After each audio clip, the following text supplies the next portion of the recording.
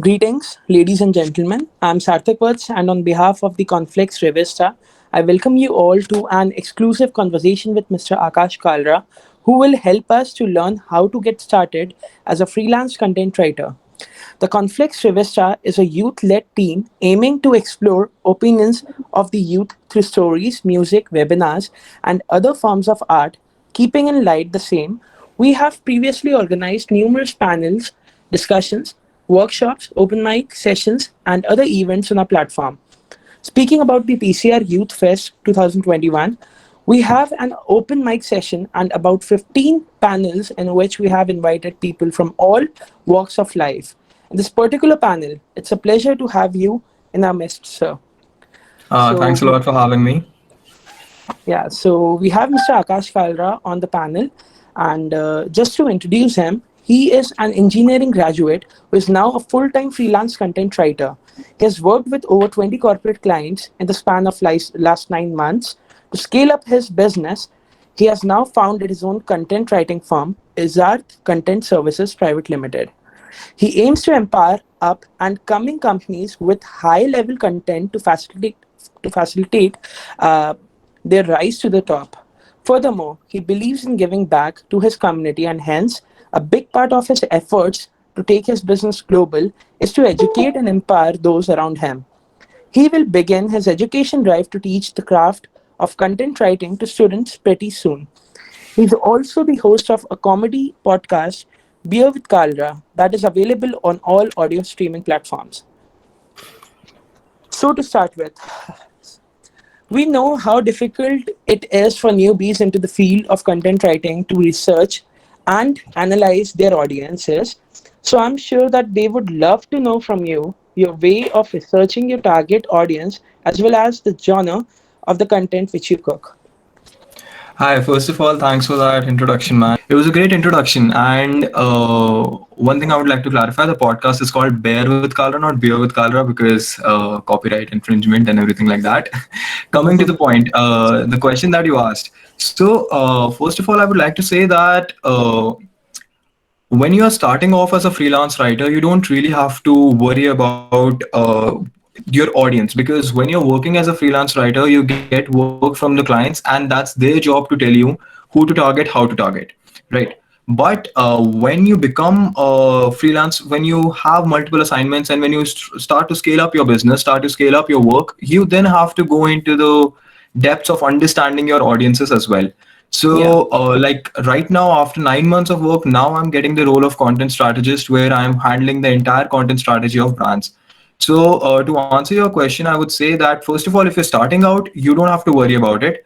But if you are experienced and if you want to scale up, what you need to do is you need to understand two to three things. You need to understand the business model. You need to understand the ins and out of the business that you're working with, and you also need to clarify what are the short term and the long term goals of the company. Once you have clarified that, then you come up with ideas for making blog posts, making articles, making all of these sort of content pieces. And then what you do is you, like, for example, I'll just explain with an example. So the example is a company is selling shoes and they want to create a blog series over shoes. So as a content strategist, what you would do is you would search for shoes, and then you would look at keywords that have the maximum traffic surrounding the word shoes. And then the number of the words that have the maximum traffic, you would also see the demographic attached to it. So now you have the keyword, you have the demographic, and you can get something like uh, let's say sneakers is a word that is huge within the demographic of 18 to 25. So Right. then you write your article targeting 18 to 25 years old, talking about sneakers, and that is how you build your content strategy. Okay, so that was a very good example, Mr. Kalra. Uh, Now, talking about the components of a good content, we all know that we all, like, as an artist and as a content creator, we all face a lot of problems to basically decide the components of our content and then further research related to it, and then like basically draft it into something what we call it a like product, or maybe the final draft of our work, right? So the Yeah. question is, What do you think are the essential components of good web content? And can you please share your way of judging a particular content? So I have a drastically different opinion from maximum number of people on this opinion on this venture. So basically, what I feel is web content has only one job. The job of web content is to convert users. The job of web content is for me to read the website and then go wherever the wherever the website owner wants you to go. So let's just say it can be a call to action button. It could be filling out a form. It could be anything. It could be any end goal uh, that the enterprise wants the user to fulfill. If the web copy is fulfilling that, then that's a good web copy. And for Yeah. web copy particularly, I would say it does not matter what kind of language you're using, what kind of informal, formal ways, whatever you're using. If you're achieving the end goal, then that to me is a good web copy. And to write a good web copy, what I would recommend is you should before writing it on your own, you should look at multiple other websites who are competitive websites and make a competitive analysis and write down the Mhm. things that you think are wrong in those things, like things that you can improve upon, and then take out the good parts, remove the bad parts, and make your web copy which is better than everyone else in the contention. Okay.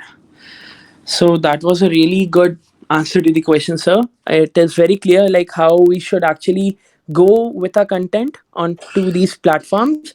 Uh, Now we all know that strategies are one of the basic and most important element for any kind of activity around us, may it be academic, sports, or arts. So, how will you go about creating a content strategy for a client or a brand, and what, according to you, is the importance of a strategy into this game? So I'm going to answer that question referring to a book that I was reading the other day, and there's this book called Range by David Epstein, Okay. and in that it's by the way it's a book recommended by Bill Gates. So if anyone who's listening wants a good book recommendation, just go read it. I've not read the book entirely. I've read half of it, but from what I read, there was this one instance in the book that can actually answer this question quite brilliantly. So Mm-hmm. in the book, there was this experiment where a mixture of human and a normal computer were playing a chess game against a supercomputer, and Okay. every time the humans were winning, even though the supercomputer could compute like 200 million computations in 1 millisecond, and human brain cannot do anything near that. Humans were Mm-hmm. winning, and the simple reason for that was that you can replicate tactics. You can replicate tactics with by automating the entire process by AI, by all of these upcoming technologies that we're getting. So you can copy the tactics from there, but what you cannot do is build a strategy. So building a strategy is actually the most important thing for a brand.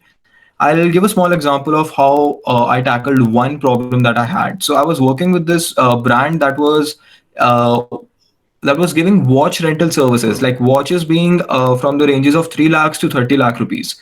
So these are high end watches that they were giving out for rent. Now the problem that the company was facing was that people were assuming that this was a company for fake people, company for people who like to flex on things that they don't really have, and Mm-hmm. that is a good assumption to have. So they were looking on ways on how to counter this assumption and how to present themselves as a legitimate brand. So, after quite a lot of brainstorming with the founders and coming up with a strategy, now here is the difference between strategy and tactics. So, the tactic dictated that we needed higher traffic on the website. So, to get the higher traffic on the website, you start creating content about the new watches, new models, new all of the new up and coming trendy things in the timepiece universe. You start posting all of that, you get engagements on your website, and then you like sort of build on from that. However, strategy dictated that this would have been a wrong move. So I came up with a strategy of creating sort of a premier club for people. And instead of the messaging being rent our watches, it was try the watches. And at the end of the year, buy one watch for half the price. So it Okay. was basically you get access to an year-long subscription club, which is exclusively for very rich people. And Mm-hmm. then at the end of the year, whichever watch you liked wearing in those 12 months, you can buy that for half of the price. So now Okay. this thing was a strategy, and we started creating content in this sphere. But since it is relatively unknown and relatively it's not like a very trendy topic to write about, we did not get a lot of interactions, we did not get a lot of hits. Mm-hmm. However, what it did for the brand is, it after 8 months, I've been working with them since, I think, not 8 months. I've been working with them since September. So in January, it's starting to build, and right now they have like 20 people in the membership club, and that is a Okay. very healthy number to start off with. So Exactly. that's the difference between strategy, and that is why strategy is so very important when it comes to content. And most of the companies don't really bother about it, or not really, not really invest their time in it. But that is primarily one of the reasons most of the up and coming companies don't scale up quite easily. Hmm. Exactly. So now, sir, I have one more question for you, which is, how do you decide, or what is your process of deciding a particular topic or a subject to write on when you write for yourself? And now, after being so successful and occupied, do you really get time to write for yourself? रुला दे यार. So yeah, I mean, to be honest, I'll be completely honest here. I could not write for myself for the past 1 month, I would say, because for the past 1 month I've been swamped with work, like swamped meaning like 16 hours a day, wala swamped. So Okay. I really could not. However, when I do write for myself, I only write short stories. Like, I don't write blogs, articles. That is my day job. Yeah, when I'm writing for myself, I am writing a short story. I always write short stories, and short stories is like a brilliant way to, it's a very flexible medium of conversation where I can have screenplay within it, I can have a poem within it, I can tell multiple stories within it. So each of my short stories are like 10 to 15 pages long, and Mm-hmm. it's like 15 to 20,000 words. It takes a long time to write as well. It's like 7 days process for me to write the entire short story, finalize it. So for the past 1 month, I've not been able to write a lot for myself. However, I have written and compiled a few short stories, and I am in talks with a few publishers. By the end of this year, or maybe next year, there will be some anthology that will be released. Maybe. I'm fingers crossed. Okay, so yeah, that was one of my questions. That can do we have a chance to actually have a glance on this, on these kind of like content which you create for yourself, or maybe which is basically what we call it real Carla, to be honest. Yeah, I mean, all in due time, I would say, because it's when I'm writing for myself, it's quite personal, I would say, because Hmm. it's based on real instances, and it's derived from circumstances that I've lived through, and it feels like, I don't know.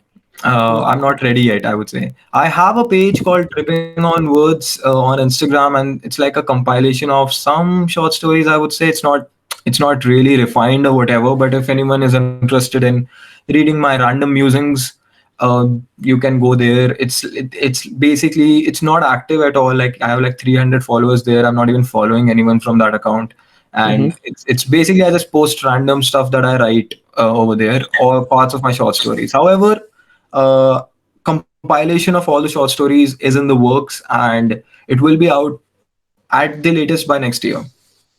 Okay, so exactly, like I also had one more question, that Yeah. when we start working for like people around us for more of like more in a kind of a, like professional way, then we don't have time for personal development, right? So Yeah. what are your tactics to actually like what we call it, fetch out time for yourself and work on yourself? So that is a problem that almost every freelancer faces, because the conventional wisdom states that, oh, you're a freelancer, you don't have any boss. No, that's wrong. You have 10. Hmm. You have 10 bosses to please. So that's the conventional wisdom that breaks over there. So as a freelancer, you don't get a lot of time for yourself. However, I have found a rhythm to do my thing as well. And what I do is, I keep my weekends free.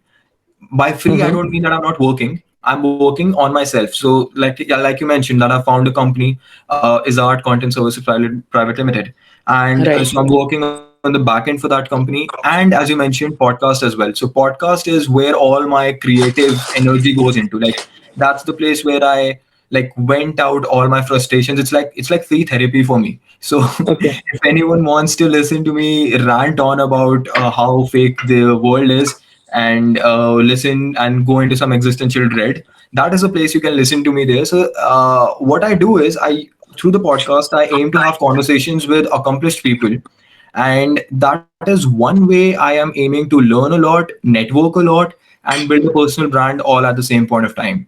So that is one of the things. The other thing that I usually do is, I kind of try to read a lot as well. So this month I've been able to finish 3 books. However, 2 of them were fiction. I always prefer fiction over non-fiction, being a storyteller myself. So I can, Mhm. non-fiction seems very boring to me. So unless and until the book is like recommended by someone huge, I don't read it. So, but I try to read a lot, and through reading, I develop my writing skills as well, and I sort of scale up all the time. And I also am part of like multiple online courses as well, Mhm. through which, like, they have no deadlines or whatever. So I maybe study three hours a week, 4 hours a week, something like that, and constantly upskill myself so that at the end of every single month I can charge more for my services because I'm offering more to my clients. Like, that is how Right. you break the monotony of freelancing, and you start getting higher and higher clients. Exactly. So, how do you actually decide like what will be the tone of the content which you are writing? Like, what is the natural tone of content when you sit and when you write? We all have a particular tone for a particular art or a particular work which we are doing, right? So, what is Yeah. your tone of writing, and what are your suggestions to a young audience to help them understand the secret and like basically the secret to sense the tone which your client wants from you? Okay, so here's again why this is you touched on a really good point here, because this is primarily the reason I charge my clients what I charge. Like, that's more than what the industry is as well. Like, industry standards se bhi zyada I can charge because of this particular reason. I Okay. have developed a way to get the accurate tone and get the accurate narrative of the brands. And what I do is, I have created this extensive questionnaire, which is like, I've even trademarked it, or whatever. Like, it's in the process of getting trademarked so that no one can Mm-hmm. actually copy it as well. So it's like a 50-question long questionnaire that asks the client literally every single aspect about their business, A to Z. Like, every single part of the business would be answered in through that questionnaire. So what happens with that is, with established companies most probably have those answers ready with them. With recently funded startups, it helps the founders as well, because they recognize a lot of gaps in their own business model as well, and they fill it with while answering those questionnaire. So point is that when they answer it to me, I understand every single thing there is to know about the business. I know the values of the business, I know the goals of the business, and I know the aspirations of the business. Now, it seems very arbitrary right now, but the values of every business is different from one another. Like, I'll give an example. Amazon Mm-hmm. is a company that is consumer obsessed. So if you would read their content, if you would read their blogs, if you would read their description, all of it is in the like, all of it was in the tense of you, your. They are constantly talking to you directly, and they're Right. obsessed with your conversion. They will keep on sending you personalized ads. They completely obsess over the entire life cycle of a user. If you go to Apple is completely opposite. Apple does not bother. Apple does not give a shit to you. Apple will tell you, this is my product, this is the best product in the world. If you want it, and if you can afford it, buy it. If you don't, we don't care. So Exactly. if you through that questionnaire, you can I mean, I can gauge the tone that they would want, even when they themselves could not realize this is a tone I want. Now, how to write in that particular tone? So for any upcoming writer, I would say, get a subscription of Grammarly Premium.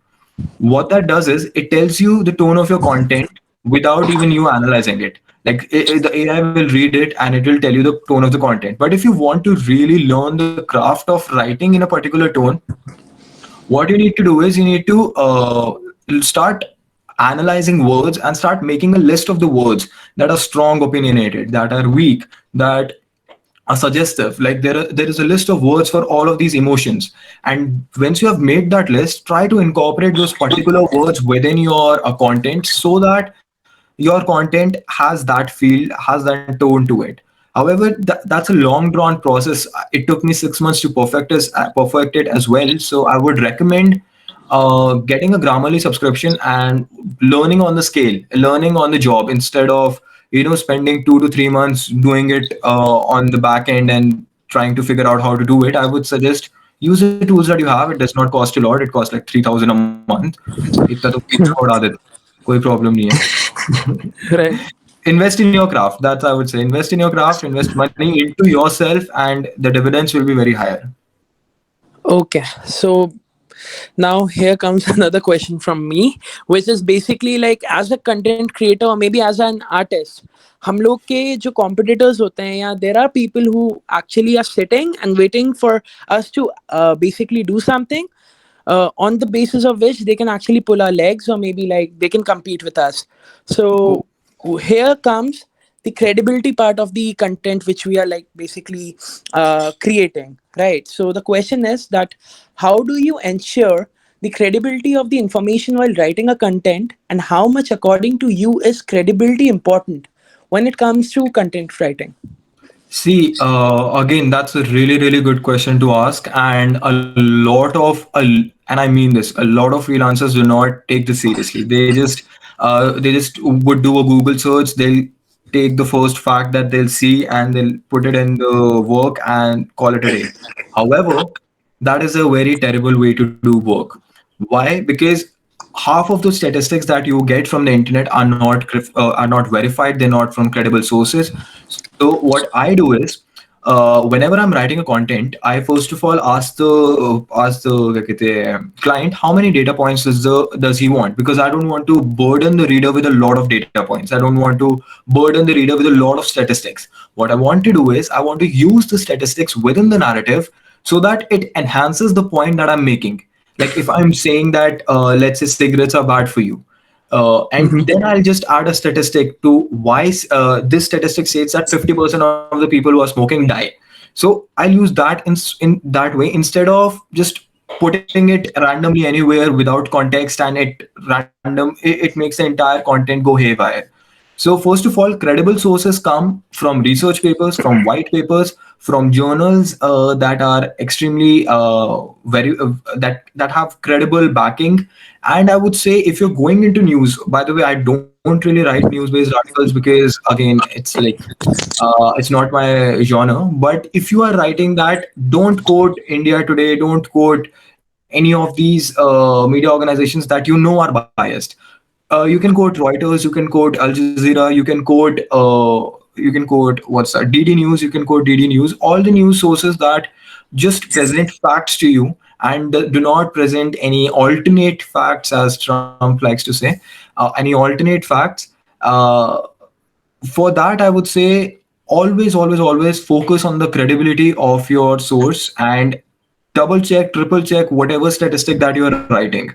Because what happens is, if a company posts your content and if it has something wrong in it, then the company faces a lot of trouble, even legal trouble as well. Like it can go to that extent that someone can actually sue them for misinforming the youth, misinforming their readers. So at that point of time, all the burden goes on to you. So as a freelance content writer, you need to make sure whatever you're writing can be backed up by multiple sources, not just one. Okay. So now, basically, there are a lot of tools available in the market for all of us, like who belongs to different fields, right? So, talking about the content management systems, what content management system will you suggest to our audience with, and which one is your actually the favorite one? Dude, I am a very old school kind of person. This is my content managing system, whiteboard. That's it. So I don't really use any content managing system. I don't know why. I just don't feel like it. Writing to me is a very human sort of thing to do. I use Trello board For scheduling my work, basically I just put reminders on it. Ki, I have to give this, I have to meet this deadline by this time, this time, this time, this time. I'll map out my entire week at Sunday night, and I'll have the entire thing ready.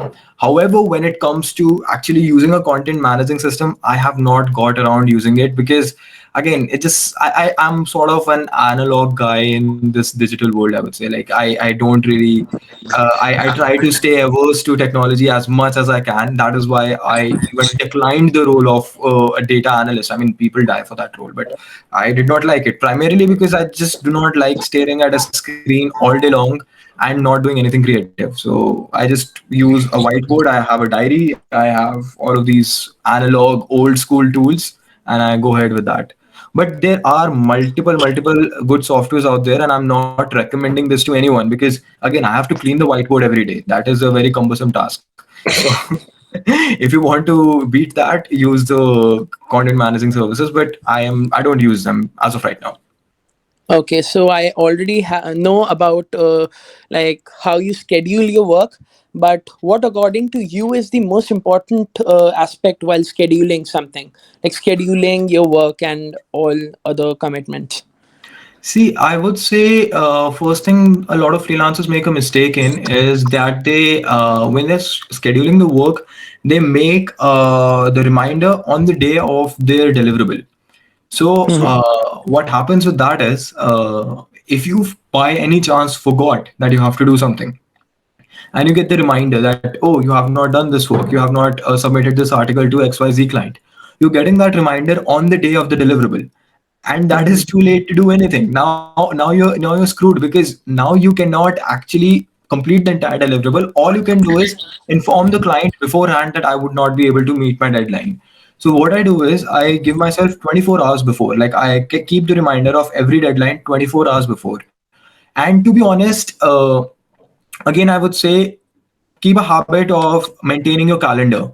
So what I do is at Sunday evening when I'm done with the entire week's work, Mm-hmm. pardon, when I'm done with the entire week's work, what I do is I map out my entire next week. And I'm not just writing the deliverables, I'm writing when I have to write something. Like, so I'm working with three retainer based clients right now. So those three Mm-hmm. retainer based clients demand 4 hours of me every single day, 4 billable hours from me. So again, 12 hours goes directly like this. I have 3 to 4 hours left for to do other work as well. So in those 3 to 4 hours, I just map out, okay, these are the things that I need to do in those 3 4 hours every single day. And in the midst of it, I also write the deadlines that I have to meet.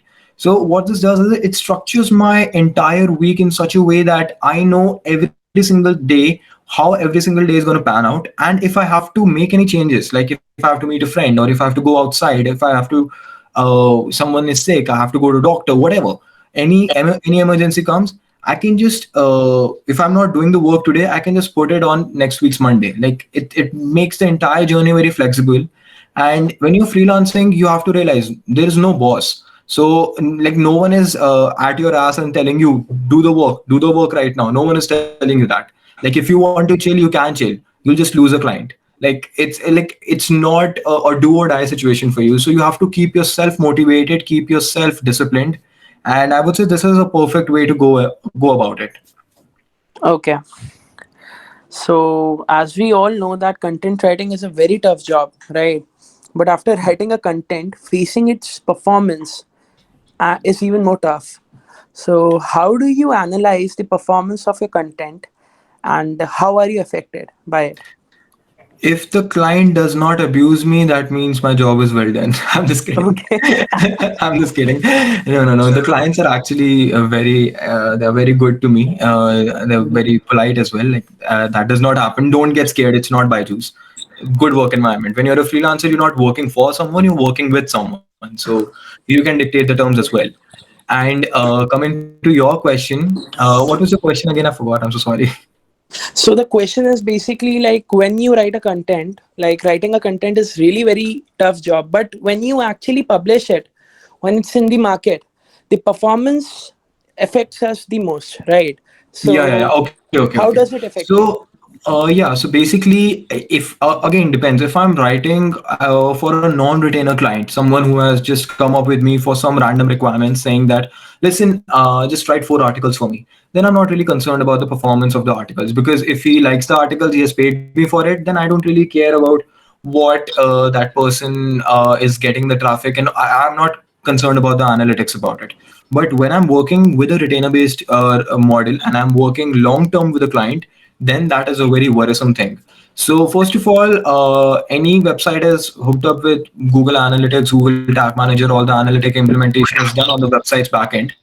So you get a lot of feedback from the data insights as well. You Mm-hmm. get the percentage scrolled by people. You get how many people have exited the page based on your article, when they have exited, how many people finished reading the entire article. So based on those numbers, you can gauge the performance of your article relative to other articles. Again, there is no absolute measure for it. So let's just say if you are writing a technical article, chances are that people will complete it, because again, it's a technical article. Someone is reading it for some purpose, to fulfill some purpose. However, if you're writing a tourism article, or if you're writing 10 best places to eat in Delhi, there are chances that people might look at the first one, like it, and just leave the article. So you cannot. There's no absolute measuring scale. You can only measure it in relative sense, and you can get the data from the backend, from the website. And one thing that I do, again, I would recommend every freelancer to do as well. And this was recommended to me by my mentor as well. So he told me that whenever you're doing service for someone, make sure that you understand what are the value propositions you have given him. So even like I mentioned, I don't really care about the non-retainer based people, but I do make it a point to ask them. I do make it a point to ask how it did, and is there something that could be done better, so that Okay. you sort of understand how well your content is going. And this is a very important thing to do as well. So I would say learn a bit about analytics, learn a bit about SEO, learn a bit about how to understand the data reports that you get, and then understand how can you change the thing. Like, if people are leaving your article early on, that means your introduction is not strong enough, your hook is not strong enough, so work on your hook. If people are leaving midway, that means your work is losing steam midway. If you people are reading till the end, then that's great. Relax, keep on doing what you're doing. That's the way I would say it. Okay, so now we are done with like publishing of the content, but here comes the most important part. Like after publishing a content, what according to you is the best option for actually promoting your content? Again, as a writer, there is only so much you can do. You're not a growth hacker, you're not someone who's going to run the ads or anything like that. What you can do is learn SEO. SEO is a skill that, again, a lot of content writers do not know about. And I would be honest and I would say I do not know 100% of SEO. I know enough to do on site SEO, but I don't know the backlinks and everything of it. However, learning SEO, what that does is it first of all, for those people who do not know SEO, what SEO is. SEO is search engine optimization. So what it does is basically when you go to Google and you search for anything, you search for shoes around me, you get a list of retailers down there, right? You get a list of shops, you get a list of websites, you get Amazon, you get all of these websites. How are these popping up? These are popping up because search engine is optimizing its index all the time. It's crawling through your web page, and it is looking for keywords, and based on those keywords it recognizes, okay, this page is relevant to the searcher. So you have to write your content in such a way by using such keywords that whenever someone searches anything related to your content pops up on the first page of Google. If it does that, then your content gets a lot of reach. It gets a lot of organic traffic. When it comes to paid traffic, it's not your job. You're a content writer, you're a content strategist, you're not a growth hacker. If you want to be a growth hacker, that's a completely different avenue. But you cannot handle the growth hacking aspect by writing. All you can do is ensure that your work is getting highest organic reach possible, and you can ensure that by SEO optimizing your website. That's it. Okay, so now we all know that we all are artists, right? And when we do something, there is a process to actually get into that, what we call it, mode, or maybe that phase of writing or creating something. So we would love to know something that is unique about your writing style or your process of writing something. Um, my writing style is actually very unhealthy. I say unhealthy because, first of all, I chose to do writing because, there are so many people who are good at so many things. There are people who are good at sports and all of these things, and then they have the luxury of choosing which direction to go. I didn't have that. I was only good at writing. That's the only thing I'm good at. And apart from it, I would not say that I am good at a lot of things. So, Hmm. so writing for me, when I'm writing and I'm actually like into it, I am in like what you call a state of flow. And whenever I'm writing, I get completely oblivious to whatever's happening in my surroundings. I don't care if the bell is ringing, my dog is barking, like anyone is falling over. I just don't care. I'm writing that point of time. So I would not recommend this to you. Do not go into that depth. However, what I would say is that the writing that sort of differentiates me from a lot of other freelance writers is that at heart, as I told you, I'm a storyteller. So I like even with the answers that you might be hearing, all of these answers are example based, like story based in a sense, so that people who are hearing this can understand more easily instead of me going into the technical jargon and people figuring out kya bakwas kar rahe hain. So that is the same thing that I bring to my content writing as well. And since my niche is technical content writing, what happens is most of the technical content writing aspects writers are not really good storytellers. They are just engineers who are just writing about the technology, but not what the technology represents and what the technology is actually trying to do. So I try to humanize all the aspects that I write in. Like the other day, I was writing for this company. It's a Oracle consultancy service, and I wrote their web copy. A part of their web copy. It's an ongoing project, but I wrote a part of their web copy in the sense that it sort of narrated a story of the company and Oracle relating to each other, and how Oracle's journey and how the company's journey has been akin to each other. And weaving into that, I just wrote the services that are offered by the company as well. So whenever someone is reading that, he's reading a story and he's understanding, oh, so these were the developments. Oh, now these people offer these services. Now, what this does is the reader becomes very empathetic. So your job as a writer is to primarily make sure that the reader reads from his empathetic side of brain, not intellectual side of brain, because intellectual side of the brain will always question you. That side of brain will always look at things objectively. However, if you touch the emotion of a person, they will not look at all of that. They will just convert automatically. They will look at the content that you've written. They will feel something in their heart for the services that you're offering or the product that you're offering, and they will consume your service or your product. So that is essentially what is the different thing that I bring to my content. And I think if implemented in the right way, anyone can do this and make their clients really really happy. Okay. And we know that it's very important for us to actually check each and every aspect of the work which we are doing. So, what is your proofreading process and what are your suggestions for the newbies about proofreading and its importance? First of all, again, get Grammarly. Do not be this cocky person who's like, my grammar is the best. It's not. Okay. I have studied for GMAT, and I can absolutely tell you our education system is so flawed that most of the conventional English grammar that we learn is wrong. So whenever you're writing for US clients and you're writing for Europe clients, they will understand, okay, this is wrong. You're writing in passive voice. Why are you writing in passive voice? Most of the people don't even know passive voice. Most of the people don't even know subjunctive mood. Most of the people don't know about all pronoun ambiguity, all of these things.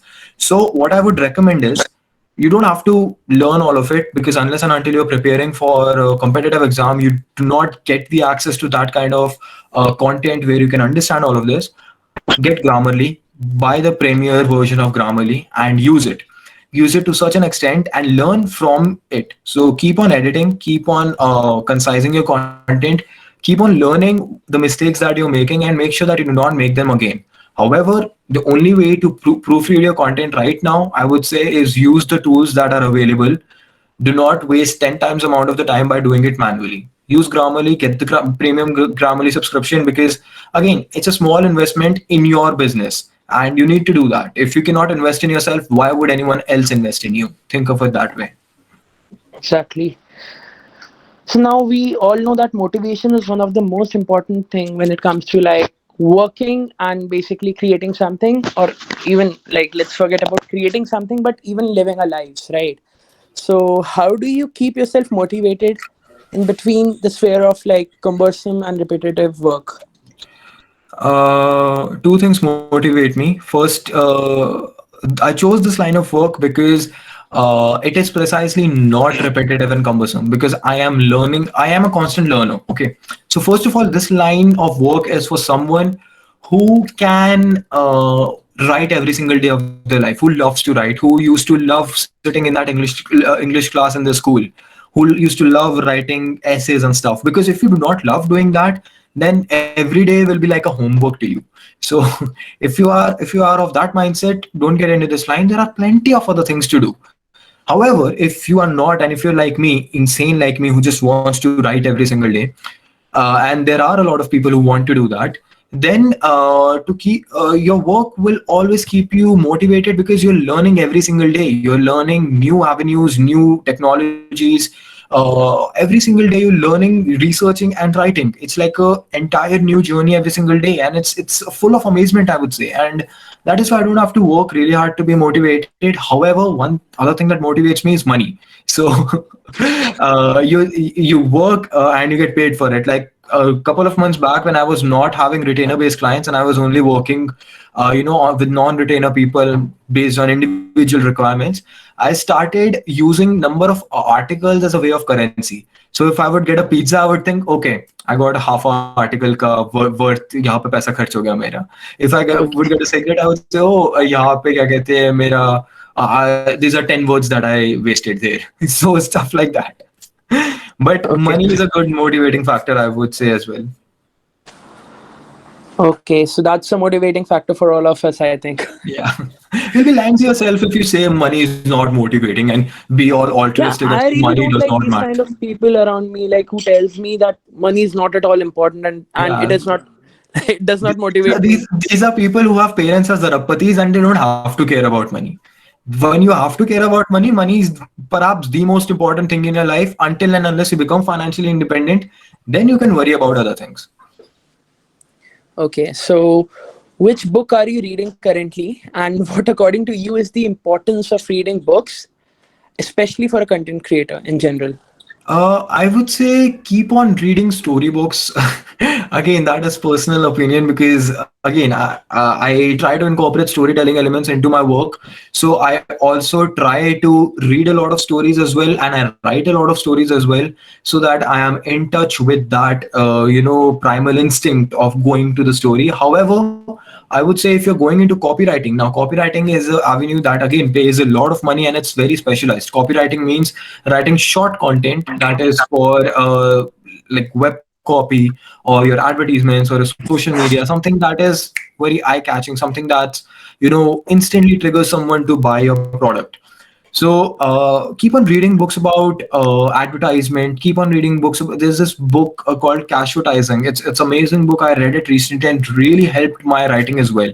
It really helped me understand how to make sure that my content sells. And the book that I'm reading right now, I mentioned it earlier as well. It's called Range by David Epstein. It was recommended to me by a friend. And again, I would not say that I found that book, because again, I'm not really into nonfiction. So I only read the books that are recommended to me. But develop a reading habit for sure, because if you cannot read the content that then you cannot, make your content better than it was the day before. So that's all I would say to that. Okay, so after talking to you for this long, I have a question arising in myself. Like, the question is like, why did you choose content writing as a profession? And please share one of the pros and cons of this industry. First reason I chose content writing as a profession was because I hated my job. I hated it. I'm an engineering graduate, and uh, I got a job as a data analyst in a very good company. The company was very good. The work culture was very good. The people were very good. But the work that I was doing, it was sort of being on the back end. Whenever you're doing IT work, whenever you're doing coding work, it's like you're on the back end. You're doing the work that no one sees. And people in the marketing team, people in the content team, they are doing the work that everyone sees. So being the attention whore that I am, I was like, "Ki, this is not for me. I don't like this. And while I was working, there was a couple of requirement by the company itself that they wanted a technical writer. They were looking for a freelance technical writer, and I was like, I can take a shot at it. So I wrote a couple of pieces for them. They really liked it, and they started giving me more work into content, and they started giving me less work of data analyst. And slowly I realized that there is a huge market outside of this job as well, and the job that I was working in did not allow me to take any freelance project I wanted to. I had to get it cleared through the HR, and it was a very long process. And most of the times, clients just bailed on me कि इतना 3 दिन थोड़ी लगाता है कोई confirm करने में. So I decided I would just take a leap of faith, and I quit the job.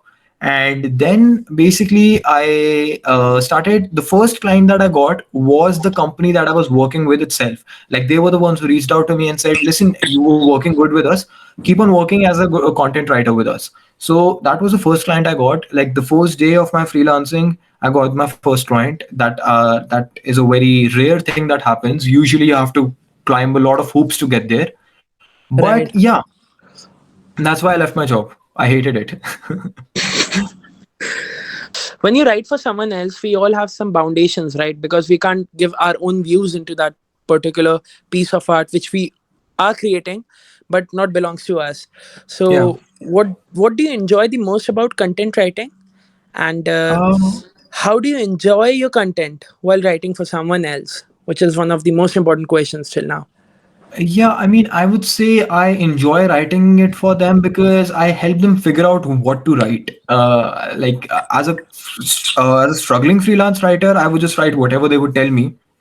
Now, I tell the company, listen, what you are saying is probably not correct. What I am saying is correct, and I convince them otherwise. And essentially, it turns out to be my content only because I'm the one who's telling them what content strategy they should implement. I'm the one who's building a 6 month strategy with them, sitting with the founders, sitting with the CTOs, sitting with the CEOs, and planning, mapping out the next 6 months.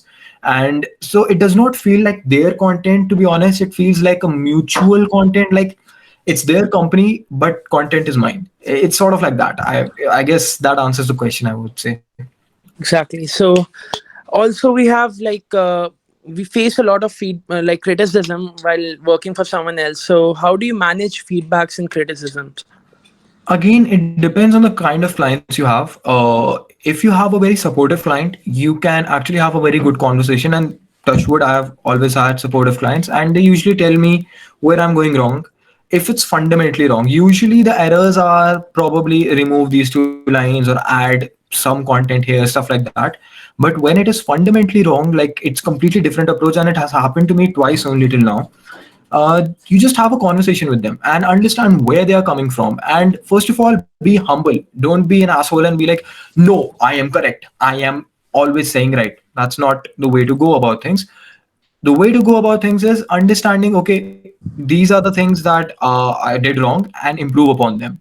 And do not bring your ego to work with you. I would just suggest that. Okay, so that was a very nice session with you. I like we all got a very good understanding about content writing as a profession, and I think all of us who are present here are very clear about our futures when it comes to content writing and creating something for someone else. So thank you very much for joining us. And Thanks a lot for yeah, having me, man. And it was a pleasure to have you. You had very good questions, actually challenging questions. So I really appreciate that you took the time and effort to actually research about the industry and not just ask questions. So it was good having you, good being on board. And thanks a lot for the panel, for the company that's organizing this event, for hosting me as well and deeming me worthy for being a part of the panel. It's a great honor to be here, and I hope I can do this again.